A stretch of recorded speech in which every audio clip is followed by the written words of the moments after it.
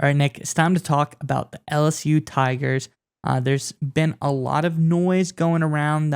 Kelly's really coming to his own. This team is kind of shaping out, but there's been some really, really big transfer portal news, Nick, that I think that the LSU fans are going to love.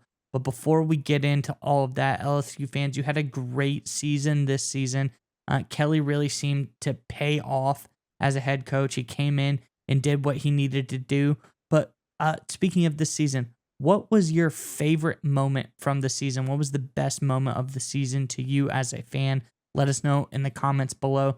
But Nick, what's going on down in Louisiana, and what kind of moves are they making through the transfer portal?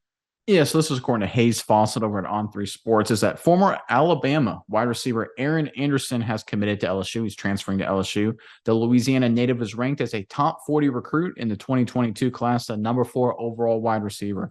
So it's obviously Mize a huge get, the number 4 wide receiver returning back home to wide receiver university. Honestly, LSU is known for producing wide receivers.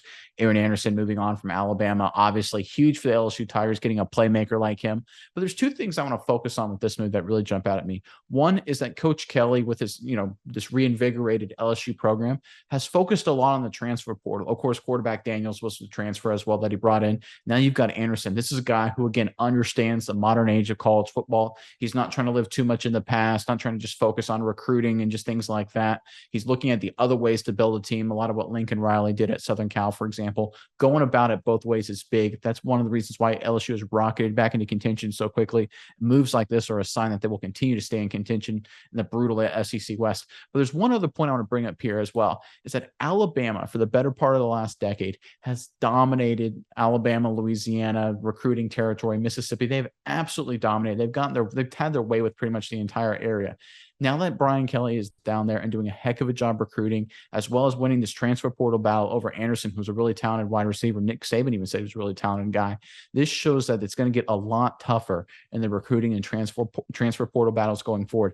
LSU is 100% back in that battle as well. I think it's a great sign for the Tigers as they look to build not just a 2023, but beyond. What are your thoughts on this move, Mize, and just sort of the LSU trajectory right now and everything going on with that program?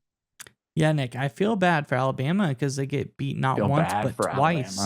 Alabama. LSU goes down, beats Alabama, and then they steal receiver from him.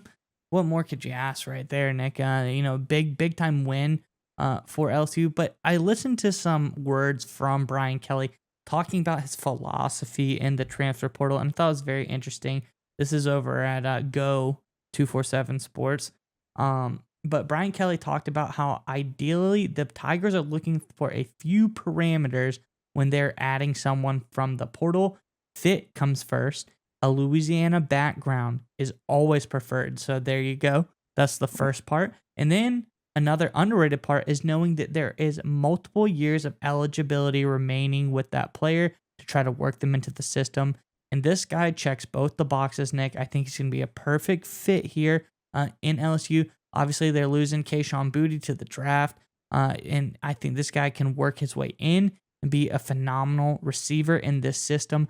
But he checks the two main boxes that Kelly talks about in this interview, and I think that this is going to bring dividends for them down the stretch because, as you said, they're excellent at developing wide receivers, and I'm glad this guy has come home to LSU to show what he can do on the field. So let me ask you this, Mike. So I honestly think that what we're going to see in the SEC West, what we saw in 22, we're going to see that going forward the next few years. You saw, of course, like you alluded to, LSU beating Alabama. You saw it really, really close down the stretch and actually really competitive division.